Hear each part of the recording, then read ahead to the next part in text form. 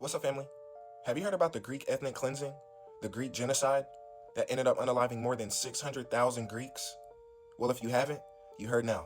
This was led by the Muslims in the Ottoman Empire in the 19th century.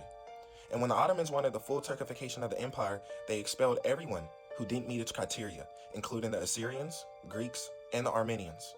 And this was part of the displacement process. And in this video, you will realize this was one of the worst catastrophes to ever happen in human history.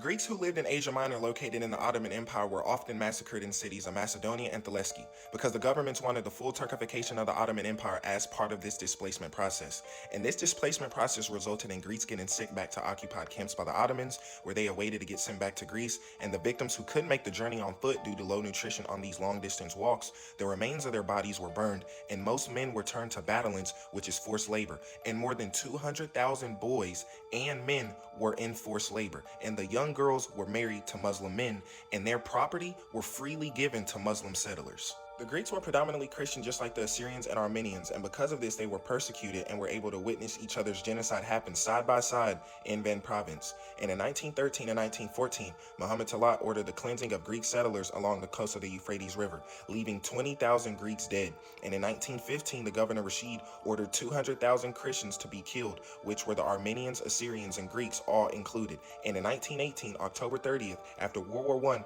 a law was given to the Ottoman Muslims that finally allowed Greeks to return back to their homes after they were deported, but obviously the Greeks, whenever they returned, were subjugated to more persecution.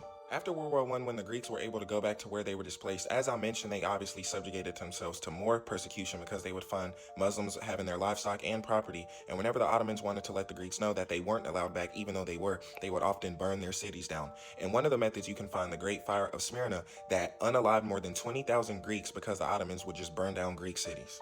In 1919, we see a new rise of a Turkish nationalist movement that was led by Mustafa Kemal Pasha. This guy killed 200,000 Greeks in Pontus, called the Greco-Turkish War, and it ended on a population exchange treaty where 1 million Greeks were sent back to Greece, and 1 million Turks in Greece were sent to the Ottoman Empire. And this treaty was called the Lausanne Population Exchange, where Greeks were finally able to go back home safely.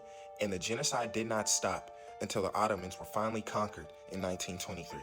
Now, some might say after the Greco-Turkish War, the Ottomans actually got what they wanted, but some might say they didn't. But in reality, they did. Based off the evidence that we analyzed, we can come to the conclusion this was an actual ethnic cleansing, by definition, a genocide, and one of the worst catastrophes to ever happen in human history. God bless.